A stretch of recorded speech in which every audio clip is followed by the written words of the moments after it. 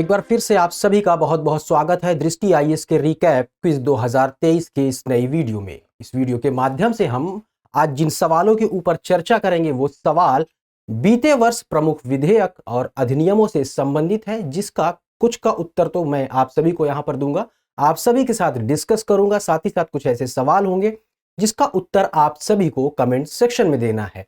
यह क्विज जो श्रृंखला चलाई जा रही है, इसके पीछे का जो मुख्य उद्देश्य यही है कि यहाँ पर जो सवाल है उससे एक आप सभी को आकलन हो सके कि किस तरह से आगामी परीक्षा में प्रीलिम्स में सवाल पूछे जाएंगे। और जो हमारी रिकैप श्रृंखला चलाई गई है जिसमें कुछ प्रमुख प्रावधानों के ऊपर, कुछ प्रमुख अधिनियमों के ऊपर, कुछ प्रमुख विधेयकों के ऊपर विस्तार से चर्चा की गई है, तो उसको आप देख करके वर्ष 2023 में जो भी प्रमुख विधेयक थे, अधिनियम थे, उनके बारे में पढ़ सके और अपनी पढ़ाई को और भी धार दे सके। तो चलिए आज के एपिसोड की शुरुआत करते हैं।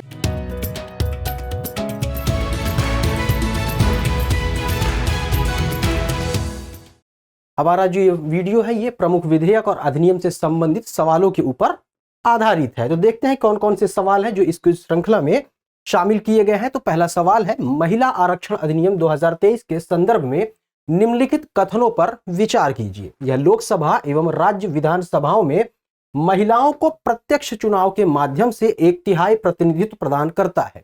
यह अधिनियम 15 वर्ष की अवधि तक प्रवर्तन में रहेगा, जिसमें संसदीय कार्यवाही द्वारा विस्तार किया जा सकता है। उपर्युक्त कथनों में से कौन सा या कौन से सही है या सही है, ये आपको बताना है। तो आपको पता ही होगा कि वर्ष 2023 में एक प्रमुख अधिनियम महिलाओं के प्रतिनिधित्व के लिए, महिलाओं के सशक्तिकरण के लिए लाया गया, जिसे हम महिला आरक्षण अधिनियम 2023 के नाम से जानते हैं।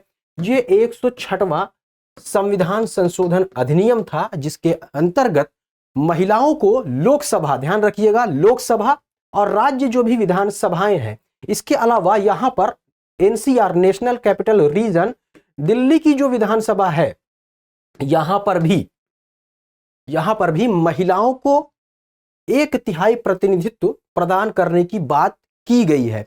और किस तरह का प्रतिनिधित्व? जहां पर महिलाएं प्रत्यक्ष रूप से चुनी जाए। इसमें राज्यसभा, राज्य विधान परिषद शामिल नहीं है। साथ ही साथ ग्राम पंचायत और नगर पालिकाओं में महिलाओं के लिए जो भी प्रतिनिधित्व है वो भी इसमें शामिल नहीं है। ग्राम पंचायत और नगर पालिकाओं में जो महिलाओं के लिए 33% का आरक्षण का प्रावधान किया गया है, किस अधिनियम के द्वारा किया गया है, किस संविधान संशोधन के द्वारा किया गया है, इसको आप सभी को कमेंट सेक्शन में बताना है। तो यहां पर देखिए, जो पहला वाला स्टेटमेंट है बिल्कुल सही है। साथ ही साथ इस अधिनियम की अगर बात करें तो इसे नारी शक्ति वंदन अधिनियम भी नाम दिया गया है प्रधानमंत्री महोदय जी के द्वारा। और यह अधिनियम 15 वर्ष की अवधि तक प्रवर्तन में रहेगा, जिसे संसदीय कार्यवाही के द्वारा आगे भी विस्तारित किया जा सकेगा। तो दोनों ही स्टेटमेंट सही है। तो प्रश्न का जो सही उत्तर हो जाएगा विकल्प सी हो जाएगा। यदि इसके बारे में आप और भी ज्यादा डिटेल से जानना चाहते हैं तो रिकैप की जो प्रमुख विधेयक और अधिनियम से संबंधित वीडियो बनाई गई है उसको आप देख सकते हैं, नीचे डिस्क्रिप्शन में उसका लिंक दिया हुआ है।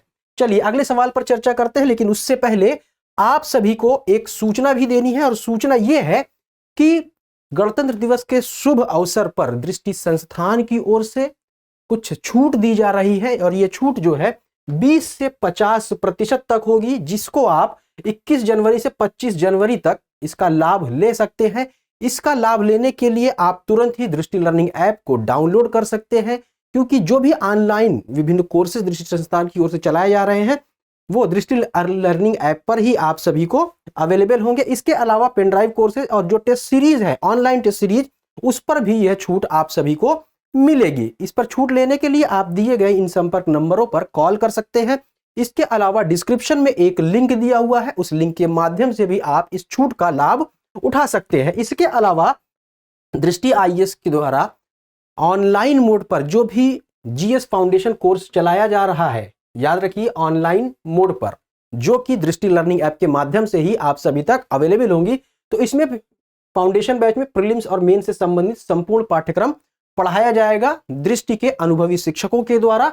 तो ये हिंदी और अंग्रेजी दोनों माध्यम में है। तो इसमें 40% तक की छूट आपको दी जा रही है। और आप ये चाहे तो यह छूट जो है, यानी कि जो इसकी फीस होगी छूट के बाद, उसको आप इंस्टॉलमेंट में भी दे सकते हैं। जिसमें कि आप देखिए इसके 4 इंस्टॉलमेंट है, जिसमें आप यहां पर देख सकते हैं कि फीस का जो स्ट्रक्चर है दिया हुआ है। तो आप इसका भी लाभ उठा सकते हैं। इन संपर्क नंबरों पर कॉल करके इसके बारे में और भी डिटेल में जानकारी प्राप्त कर सकते हैं। साथ ही साथ इस छूट का लाभ उठाते हुए अपनी सीट को रिजर्व कर सकते हैं, बुक कर सकते हैं नीचे दिए गए डिस्क्रिप्शन लिंक के माध्यम से। ध्यान रखिएगा 21 से 25 जनवरी तक ही यह छूट आप सभी को मिलेगी। चलिए बात करते हैं अगले सवाल पर। अगला सवाल है डिजिटल इंडिया अधिनियम 2023 के संदर्भ में निम्नलिखित कथनों पर विचार कीजिए।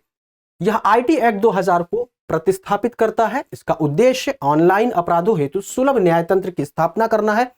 यह भारत के 2026 हेतु डिजिटल इंडिया लक्ष्य से संरेखित है। उपर्युक्त में से कितने कथन सही है या सही है? केवल एक, केवल दो, कि सभी तीन, या कोई भी नहीं? तो दरअसल डिजिटल इंडिया अधिनियम के अंतर्गत यह प्रावधान है कि यह आईटी एक्ट 2000 को प्रतिस्थापित करता है। इसके उद्देश्यों के अंतर्गत एक उद्देश्य यह भी है कि ऑनलाइन अपराधों हेतु सुलभ न्यायतंत्र की स्थापना करना, साथ ही साथ इंटरनेट पर विधि के शासन को लागू करना। इसके अलावा साइबर जो भी डिस्प्यूट्स हैं उनका निपटान करना, उनको सुलझाना। इसके अलावा नागरिकों को त्वरित उपचार मुहैया कराना इत्यादि इसके अंतर्गत शामिल है। और यह भारत के 2026 हेतु डिजिटल इंडिया लक्ष्य से भी संरेखित है, जिसका उद्देश्य 1 ट्रिलियन अमेरिकी डॉलर की डिजिटल इकोनॉमी का निर्माण करना है। तो यहां पर देखिए ये तीनों स्टेटमेंट सही है। प्रश्न का जो सही उत्तर हो जाएगा विकल्प सी हो जाएगा। अगला प्रश्न है दूरसंचार अधिनियम 2023 के संदर्भ में निम्नलिखित कथनों पर विचार कीजिए। यह विभिन्न अप्रासंगिक दूरसंचार संबंधी कानूनों को निरस्त करने का प्रावधान करता है। इसके अंतर्गत दूरसंचार संबंधी गतिविधियों हेतु प्राधिकरण की स्थापना का प्रावधान है। यह स्पेक्ट्रम आवंटन के विनियमन का प्रावधान करता है। और सबसे अंत वाला स्टेटमेंट है यह ओटीटी यानी कि ओवर द टॉप एप्स को दूरसंचार सेवाओं की परिभाषा में सम्मिलित करने का प्रावधान करता है। उपर्युक्त में से कितने कथन सही है ये आपको बताना है। तो सबसे पहले दूरसंचार अधिनियम 2023 को अगर हम देखें तो यह विभिन्न अप्रासंगिक दूरसंचार संबंधी कानूनों को निरस्त करने का प्रावधान करता है, जिसमें भारतीय टेलीग्राफ अधिनियम 1855, भारतीय वायरलेस टेलीग्राफी अधिनियम 1933, इसके अलावा ट्राई अधिनियम जो है, ट्राई अधिनियम 1997, इसमें यह कुछ संशोधनों का प्रावधान करता है। यहां ध्यान रखिएगा ट्राई अधिनियम को निरस्त करने का प्रावधान नहीं करता है, बल्कि इसमें संशोधन का प्रावधान करता है। और किन किन अधिनियमों को निरस्त करने का प्रावधान करता है? तो भारतीय टेलीग्राफ अधिनियम 1855, भारतीय वायरलेस टेलीग्राफ अधिनियम 1933, इसके अलावा एक दो अधिनियम और है। तो विस्तार से जानने के लिए आप रिकैप श्रृंखला की वीडियो को देख सकते हैं। अब इसके अंतर्गत यहां पर देखिए कि दूसरा कथन है कि इसमें एक प्राधिकरण की स्थापना का भी प्रावधान है। तो ये वाला भी सही है, ये भी सही है। और स्पेक्ट्रम का जो आवंटन किया जाता है दूरसंचार सेवाओं के लिए, तो उसके नियमन का भी प्रावधान इसमें शामिल है। तो तीसरा स्टेटमेंट भी सही है। लेकिन जो ओवर द टॉप एप्स हैं और इनसे संबंधित जो सेवाएं हैं, उन सेवाओं को और इन एप्स को दूरसंचार सेवाओं की परिभाषा में सम्मिलित होने का प्रावधान नहीं करता, यानी कि इन्हें दूरसंचार सेवाओं से बाहर कर दिया है। तो चौथा वाला स्टेटमेंट गलत हो जाता है। 1, 2, 3 यानी पहला, दूसरा, तीसरा कथन सही है। तो प्रश्न का जो सही उत्तर हो जाएगा विकल्प सी हो जाएगा। अगले प्रश्न को देखते हैं। निम्नलिखित पर विचार कीजिए। भारत द्वारा 2070 तक शून्य उत्सर्जन का लक्ष्य, 2030 तक राष्ट्रीय स्तर पर निर्धारित योगदान का लक्ष्य, भारत के वन एवं वृक्षावरण को इसकी भूमि क्षेत्र के 1/3 भाग तक विस्तारित करना। अब उपर्युक्त में से कितने वन संरक्षण संशोधन अधिनियम 2023 की प्रस्तावना में शामिल है? ये आपको बताना है। केवल एक, केवल दो, सभी तीन, या कोई भी नहीं?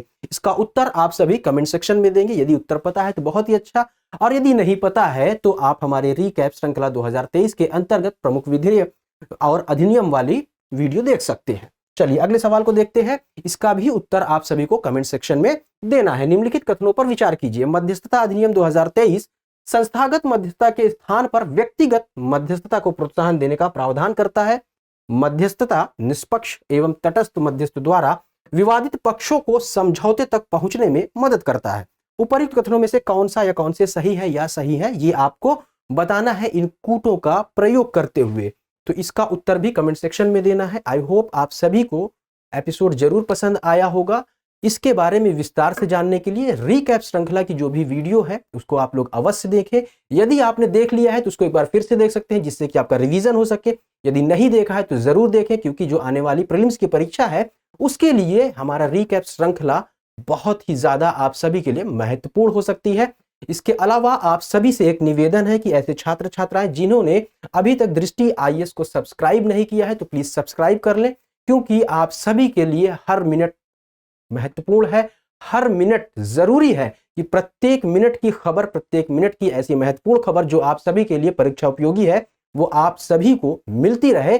और इस मामले में दृष्टि संस्थान आप सभी को इस तरह की प्रमुख खबरें प्रत्येक मिनट पहुंचाता रहता है, जो कि आपकी परीक्षा के लिए काफी महत्वपूर्ण हो सकती है। तो कोई भी खबर आपसे छूटने ना पाए जो आप सभी के लिए परीक्षा उपयोगी है, इसके लिए दृष्टि को सब्सक्राइब करते रहिए और मेहनत करते रहिए, जिससे सफलता आप लोग पा सके। तो मिलते हैं किसी अन्य वीडियो में, तब तक के लिए जय हिंद। डियर व्यूअर्स, अपने एग्जाम की तैयारी को और बेहतर करने के लिए हमारे चैनल को लाइक, शेयर और सब्सक्राइब करना न भूलें।